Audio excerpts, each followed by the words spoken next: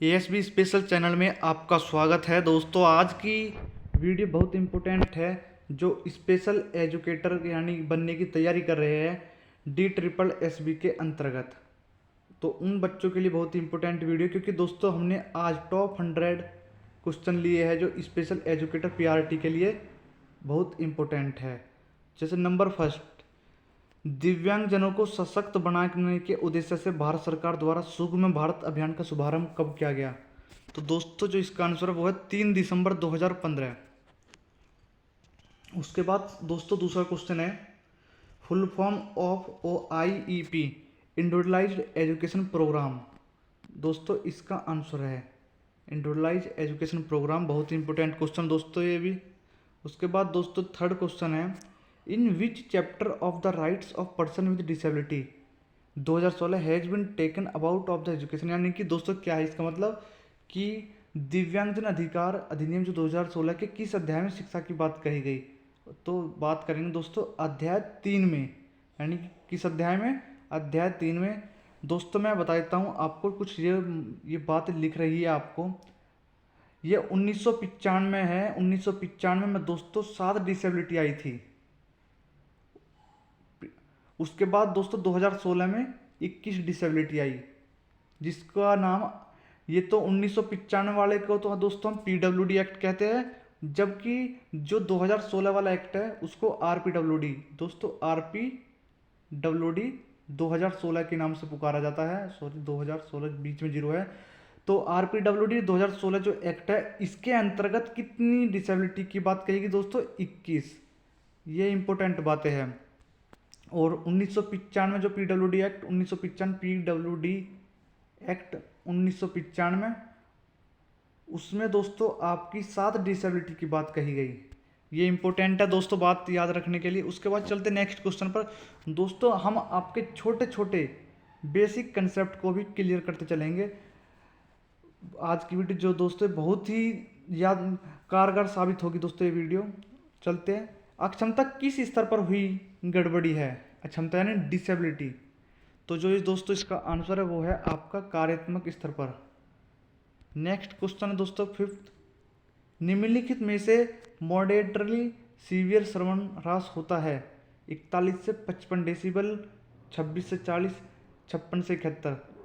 तो दोस्तों मैं बता दूं जो WHO के अकॉर्डिंग हियरिंग लॉस है वो है 0, 25, 26 से 40, 41 से 55,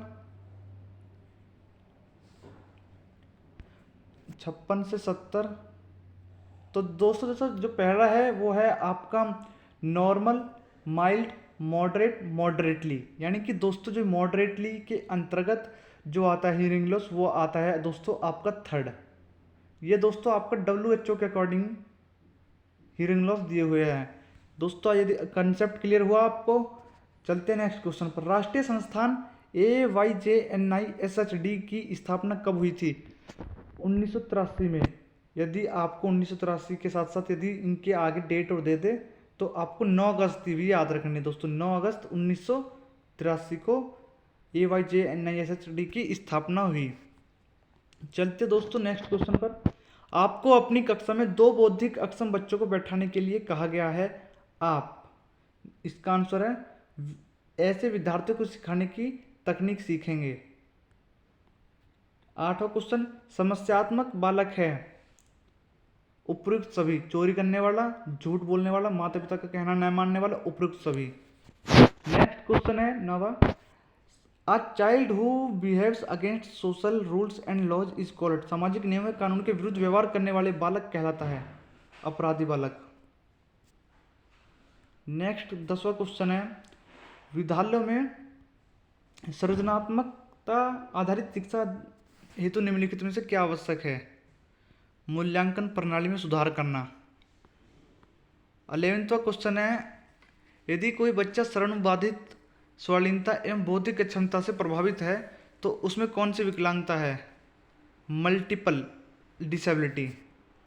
इसका आंसर हुआ दोस्तों, what is IDEA in field of disability. दिव्यांगता के क्षेत्र में IDEA का क्या है?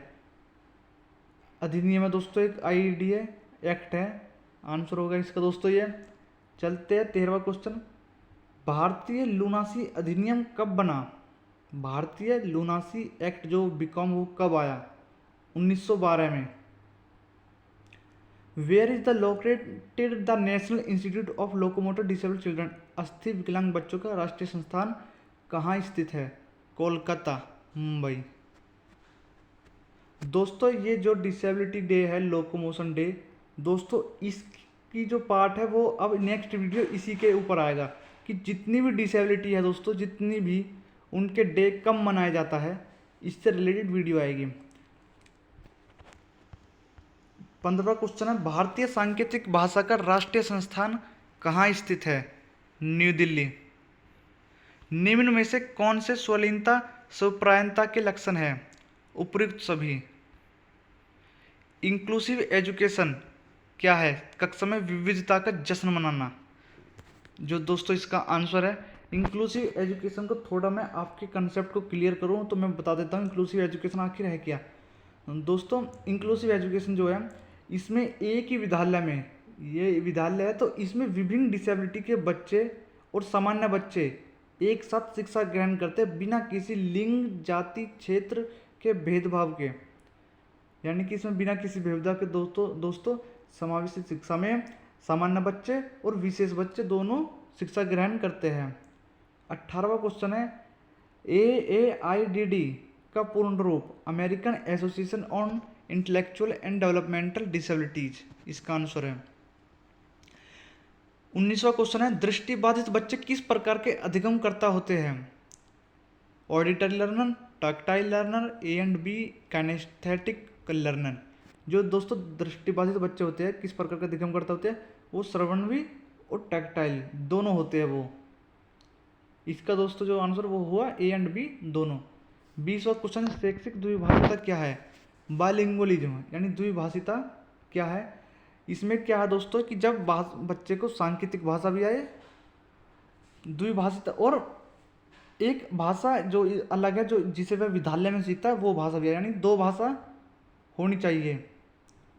यानी कि दोस्तों बच्चों की प्रथम भाषा को आधार बनाकर दूसरी भाषा सिखाना द्विभाषिता है। बहुत ही इंपॉर्टेंट क्वेश्चन है दोस्तों ये भी।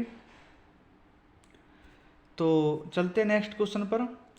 Full form of glade GL का पूरा नाम?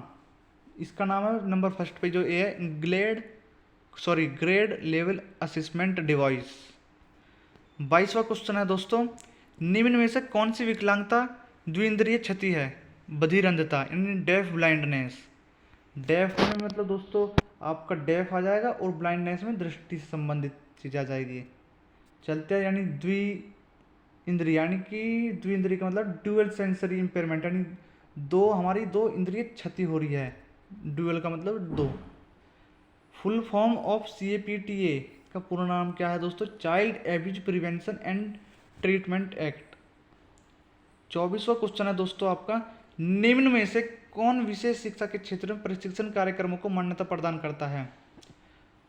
जो विशेष शिक्षा के क्षेत्र में दोस्तों जो मान्यता प्रदान करता है वो कौन है?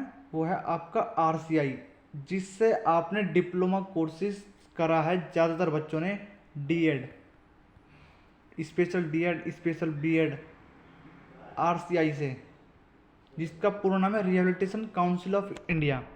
25वां क्वेश्चन क्या है, NHFDC की स्थापना कब हुई? 24 जनवरी 1997। दोस्तों 25 क्वेश्चन हमने कर लिए। अब आपने 25 क्वेश्चन का अंदाजा लगा लिया होगा कि 25 में से आपने कितने सही करे हैं। अब चलते हैं फुल फॉर्म ऑफ DCHP का पूरा नाम क्या है? Deaf child hearing parent. दोस्तों ये भी बहुत ही इंपॉर्टेंट क्वेश्चन है। 26वां। 27वां क्वेश्चन है, श्रवण हानि की डिग्री का सही क्रम क्या है?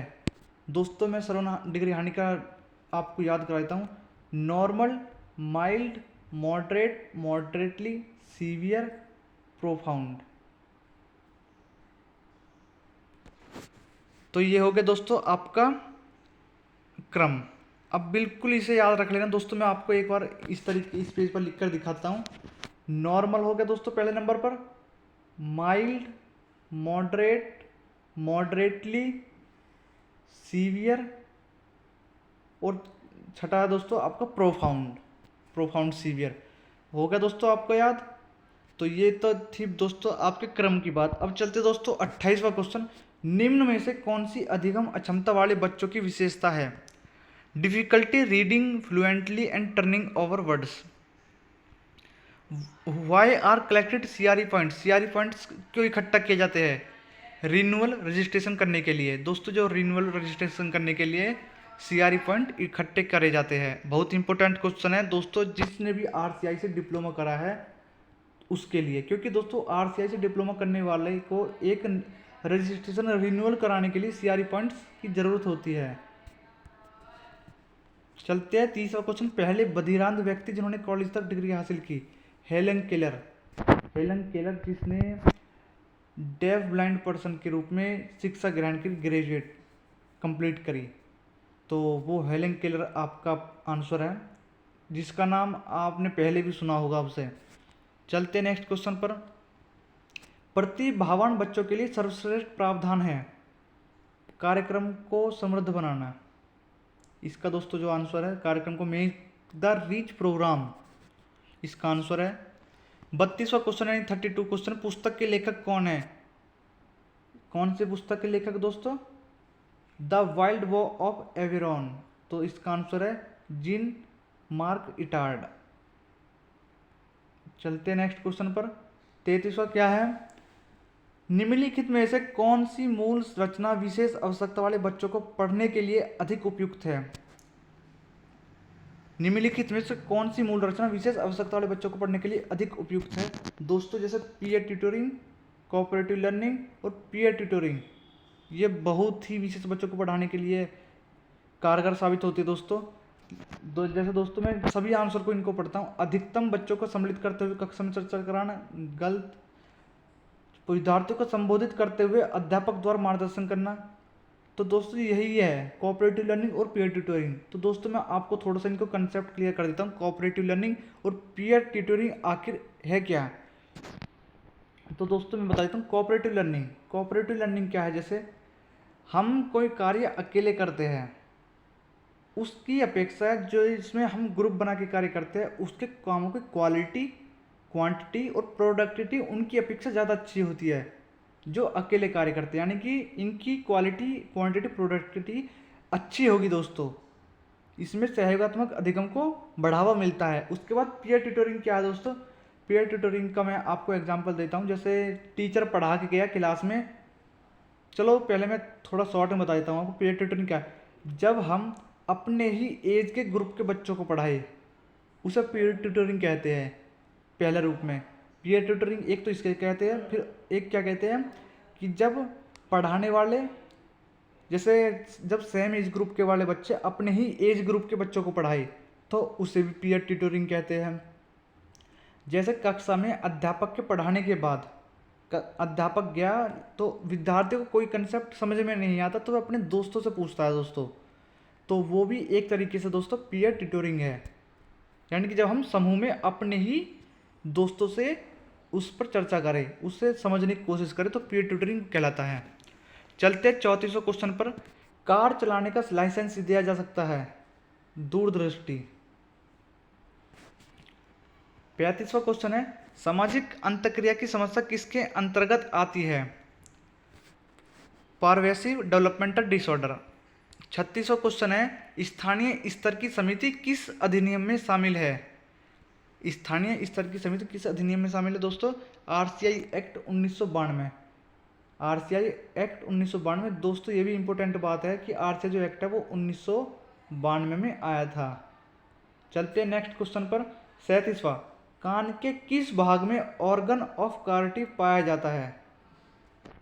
जो कान के जो भाग ऑर्गन ऑफ कार्टी दोस्तों वो किस भाग में पाया जाता है?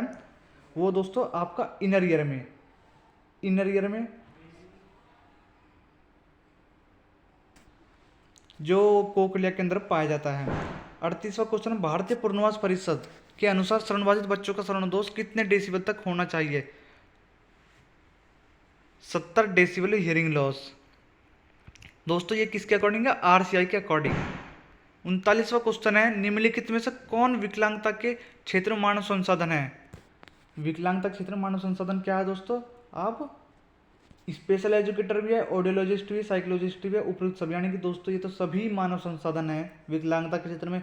इस विशेष शिक्षक बच्चों को पढ़ाता है, श्रवण वैज्ञानिक ऑडियोलॉजिस्ट हो गया, ये साइकोलॉजिस्ट, सभी ये मानव संसाधन है। 40वां क्वेश्चन, राष्ट्रीय न्यास अधिनियम 1999 में कितनी विकलांगताएं अधिनियम है, कितनी विकलांगताएं शामिल है? 4 डिसेबिलिटी। 4 डिसेबिलिटी दोस्तों अब बात करते कौन कौन सी है? Autism, CP, MR, MD। ये क्या है? RCI के 1999 के एक्ट में है दोस्तों। 4 डिसेबिलिटी को शामिल किया गया था 1999 में। कौन कौन सी? Autism, CP, MR, MD। चलते हैं दोस्तों 41वां क्वेश्चन पर। Full form of SODA. SODA की जो फुल फॉर्म है वो है दोस्तों sibling of deaf adults. Sibling का दोस्तों क्या मतलब होता है? हमारे भाई बहन से। सिबलिंग का मतलब भाई बहन से, जो शरणबाधित बच्चे के भाई बहन होते हैं, सिबलिंग का मतलब उससे है दोस्तों। चलते हैं दोस्तों नेक्स्ट प्रश्न पर, 42वें पर। श्रवण बाधित बच्चों को व्याकरण सिखाने के लिए भाषा शिक्षण की प्रविधि का प्रयोग किया जाता है, स्ट्रक्चरल मेथड का दोस्तों। स्ट्रक्चरल मेथड में क्या है दोस्तों? इसमें नियमों के अनुसार संरचना की जाती है वाक्य की। नेचुरल में क्या है दोस्तों? वैसे दोस्तों जो इसका आंसर वो है संरचनात्मक विधि, लेकिन मैं आपके कंसेप्ट को क्लियर करने के लिए अन्य जो ऑप्शन है इनको भी क्लियर करूँ। नेचुरल मेथड में क्या है? जो प्रकृति के द्वारा नियम होते हैं। कंबाइंड क्या है कि जो नेचुरल मेथड और स्ट्रक्चर मेथड दोनों को मिलाकर बनाया जाता है। इसका आंसर क्या है दोस्तों? संरचनात्मक विधि यानी स्ट्रक्चर मेथड इसका दोस्तों आंसर है। 43, यदि एक बच्चे को लिखने में समस्या है तो उसको कौन सी समस्या है? डिसग्राफिया। डिसग्राफिया इसका आंसर है दोस्तों। एक वीडियो तो आएगी दोस्तों आपको, जो नेक्स्ट वीडियो आएगी वो आएगी आपको जितने भी डिसेबिलिटी है उनके डे कब मनाए जाते हैं इसके ऊपर। फिर दोस्तों उसके बाद जो वीडियो आएगी वो आएगी कि डिसग्राफिया, डिसलेक्सिया, इनके बारे में कि किस कौन कौन सी समस्याएं बच्चों को कब होती है। तो हमारे दोस्तों हमारे चैनल पर जो वीडियो मिलेगी वो आपको स्पेशल एजुकेटर की तैयारी के लिए प्यारिटी की वो सभी वीडियो मिलेगी दोस्तों। आप इन वीडियो को देखकर अपना सिलेक्शन पा सकते हैं 100%।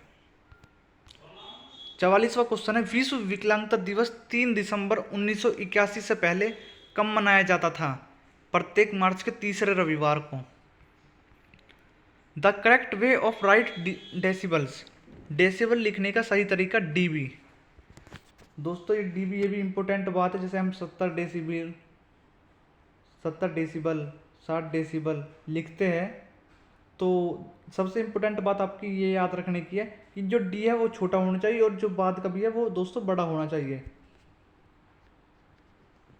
UNCRPD में कितने अध्याय है? 50। दोस्तों ये आपने UNCRPD को मैं थोड़ा सा एक्सप्लेन कर देता हूँ आपको। ये दोस्तों आपने जब D.Ed special education diploma course जब किया होगा तो सेकेंड ईयर में पेपर जो 3rd है emerging in the Indian society वाला, उसमें आपको दोस्तों ये 5वीं यूनिट में देखने को मिला होगा। तो ये तो हो गई बात दोस्तों आपकी UNCRPD की, यानी 50 अध्याय है दोस्तों इसमें। चलते 47वें क्वेश्चन पर। निम्न में से कौन सी समावेशी शिक्षा की विशेषता नहीं है? समान अवसर प्रदान करती है। अध्यापक को कक्षा में बहुभाषा को समझना चाहिए एक गुण और साधन के रूप में। एनोरेक्सिया नर्वोसा बच्चों में एक प्रकार का भोजन विकार है। 50वां क्वेश्चन, भारत में सबसे पहले बधिर बच्चों के लिए विद्यालय कब और कहाँ खोला गया? यानी कि दोस्तों जो डेफ स्कूल है वो सबसे पहले कहाँ खोला गया? मुंबई में खोला गया दोस्तों। 1984 में मुंबई में आपका सबसे पहला डेफ स्कूल खोला गया मुंबई में 1884 में, 1884 में। 51 क्वेश्चन है दोस्तों, does not cage physical disability, यानी शारीरिक विकलांगता का कारण नहीं है।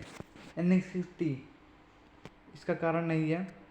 चलते हैं 52वें क्वेश्चन पर। Mental health and learning above a very close relationship to failure is the statement. मानसिक स्वास्थ्य और अधिगम से असफलता का बहुत घनिष्ठ संबंध है। फ्रेंडसन, ये कथन किसका है? फ्रेंडसन का।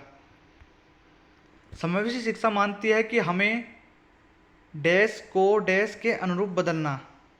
इसका क्या आंसर है? व्यवस्था। हमें व्यवस्था को बच्चों के अनुरूप बदलना चाहिए। समावेशी शिक्षा इसी चीज की दोस्तों मांग करती है।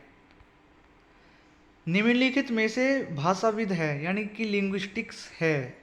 आपका जो नॉम चॉम्स्की है दोस्तों, वो बहुत ही इम्पोर्टेंट क्वेश्चन है दोस्तों। नॉम चॉम्स्की जो भाषाविद है, लिंग्विस्टिक है से, तो व्यक्ति इसका नाम याद रखना दोस्तों, क्या है?